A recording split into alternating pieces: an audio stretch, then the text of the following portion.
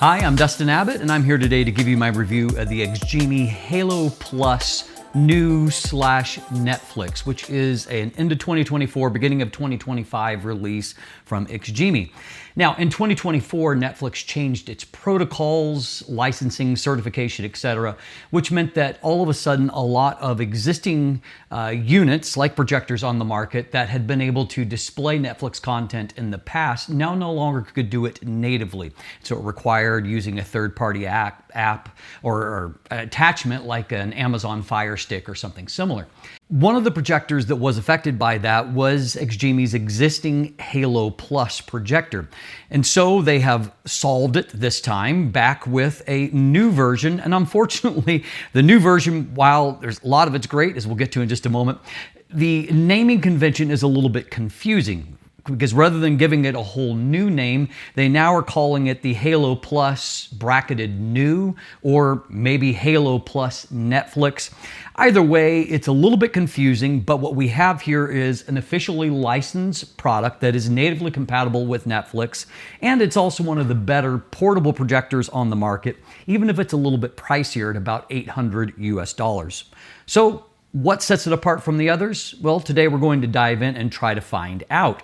I will give a little bit of caveat is while I am displaying from the projector behind me at the moment, I'm filming in the middle of the day, and also I am just filming to a painted wall instead of a projection screen of any kind at the moment. So obviously I'm not putting a portable projector at its most significant advantage, but it does give you a little bit of an idea that while you could theoretically watch that in the middle of the day, you're unlikely to be happy with it. Portable projectors like this really work best in either dim or dark conditions.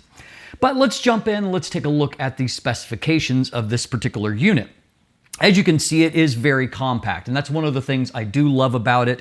Obviously, I have tested smaller units than this. However, the smaller units that I have tested in this always come at a much lower lumen rating and have a much more limited spectrum of applications as a result. And so this unit is 6.75 inches tall, or 171.5 millimeters. It is 4.46 inches, or 113.5 millimeters wide, and it is 145 millimeters, or 5.7 inches deep. It weighs in at 1.6 kilograms, or about 3.5 pounds. It doesn't have an actual carry handle built onto it. However, it's small enough that it's quite easy to move around and to carry. It is an LED-based projector, and it is rated at 700 ANSI lumens. Now, there's a little bit of a contradiction on what the previous lumen rating has been on the existing Halo Plus, or the older Halo Plus unit, and so it would seem in some ways that this is down, but I don't think that that's actually the case, and we'll explore that a little bit more in just a moment.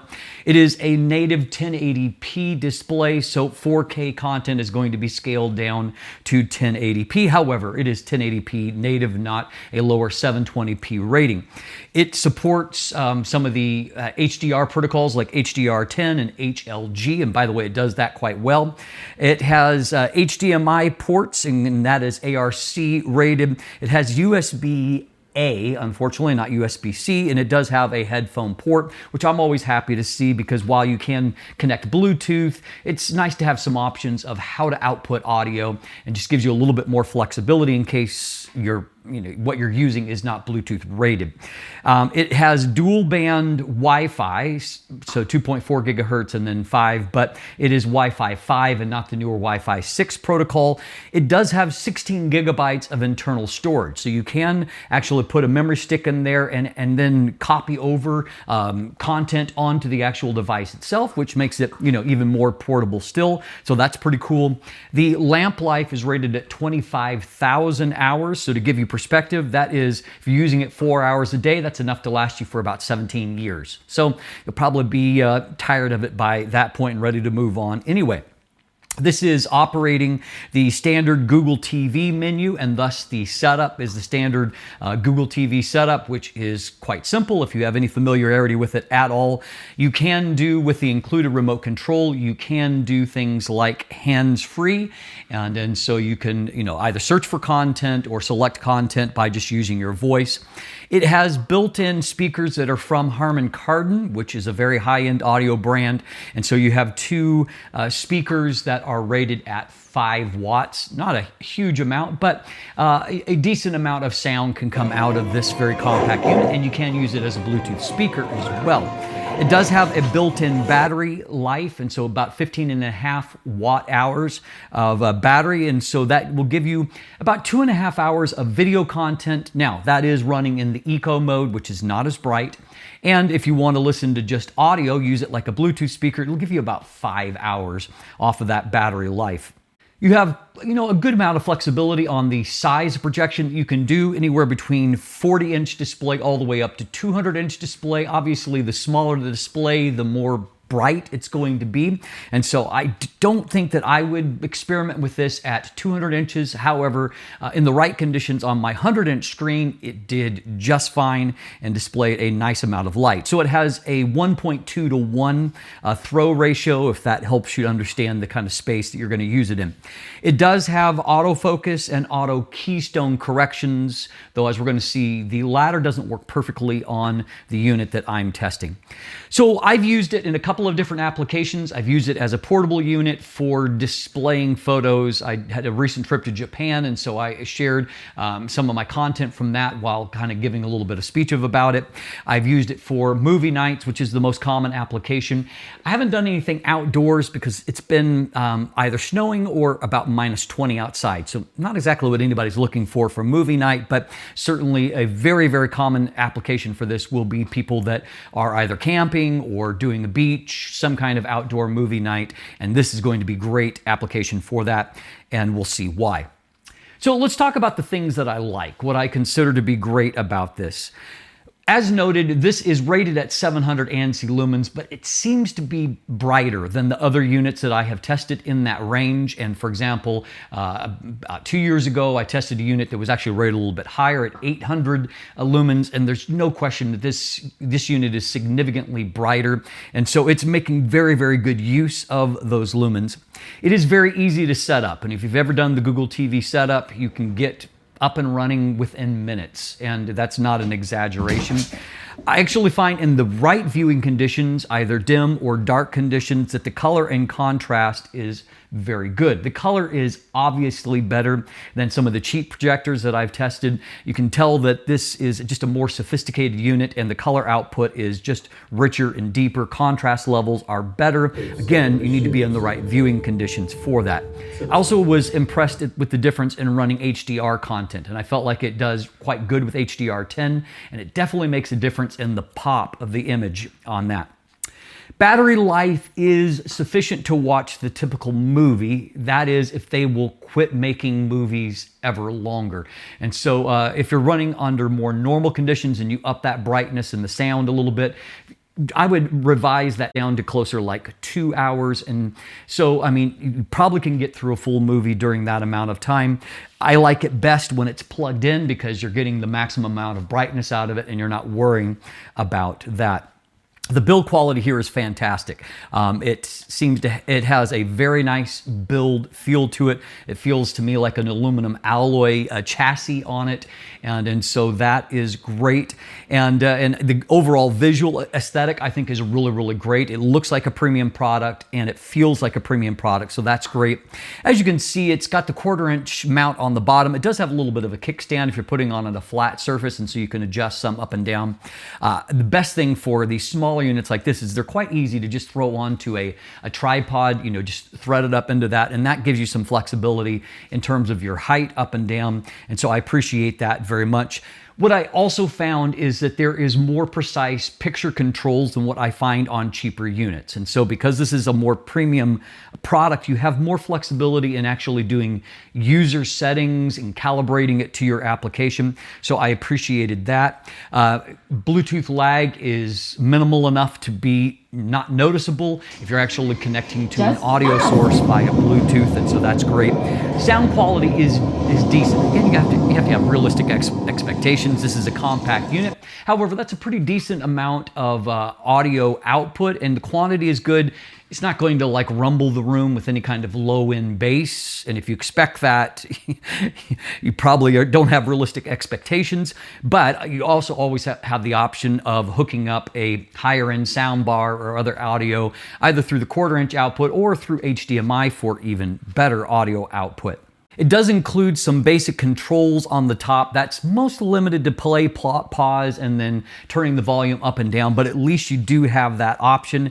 It also has a very fast processor, and they say that it's about 6 seconds to boot it. I would say that doesn't seem far off to me. It seems like from the moment you turn it on, you are very quickly booted into the main menu and moving on to your content. That's great, particularly compared to older units that took forever to boot in, and so you're even booting into Google TV very, very quickly. And obviously it does have the Netflix certification, and so that's obviously the kind of key thing here for this particular unit and having a new one at this point. So some things that I'm not so crazy about. Unfortunately, for size constraints, it has an external power brick. And my least favorite thing about that is the fact that, number one, it means that I'm not going to be able to run it off of something like USB-C, which I would prefer because it gives me more options on how I'm going to power it, and that would be great. And so external power brick means you're working off AC.